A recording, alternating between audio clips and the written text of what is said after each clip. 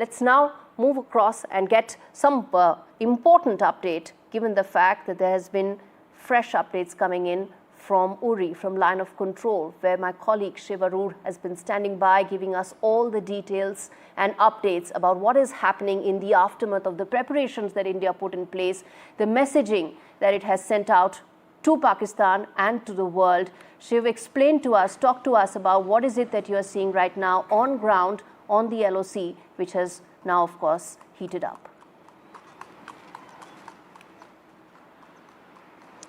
Gaurie, good evening, and to all of your viewers as well. The overwhelming sense is that something big is afoot, something big is going to happen.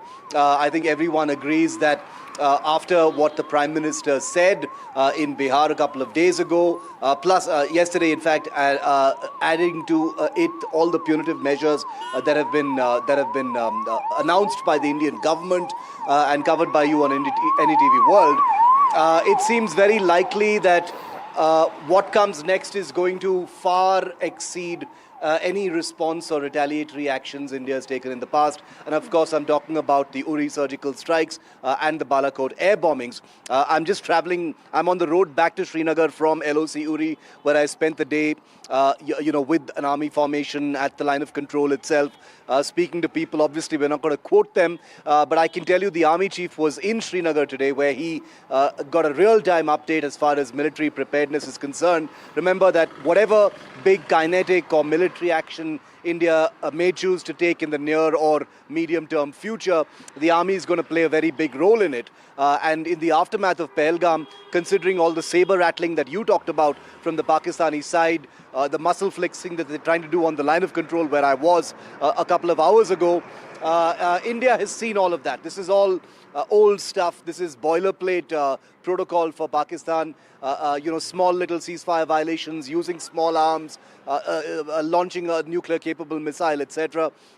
This has been done before.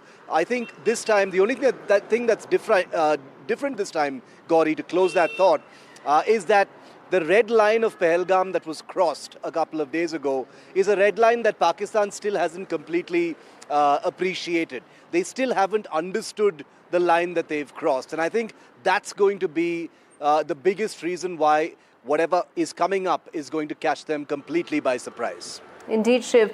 And since you are there on ground zero, talk to us about the fact that this time around the entire LoC seems to have seen some sort of this ceasefire violations through the day.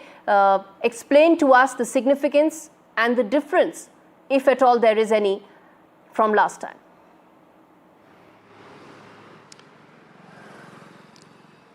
Indeed, ceasefire violations, as you yourself know and you've reported, Gaurie, are a fairly routine feature along the line of control, the 740-kilometer line of control, despite there being a ceasefire between the two countries. And that, of course, has remained one of the biggest bilateral ironies. The fact that we have a ceasefire, but in no place is a ceasefire more violated than the LoC.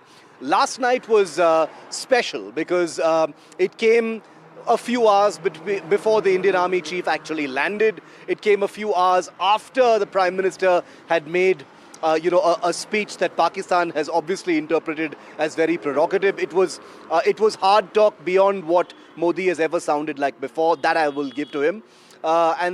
These ceasefire violations have to be seen in that context. Ceasefire violations by themselves are not really such a big deal. Yes. But when Pakistan army posts were basically using machine guns and small arms fire to light up the entire line of control last night for over half an hour. And where I was in LoC Uri just a short while ago, the sustained fire went on for more than an hour, according to the people that we spoke to. So there are psychological mind games at play here, Gaurie.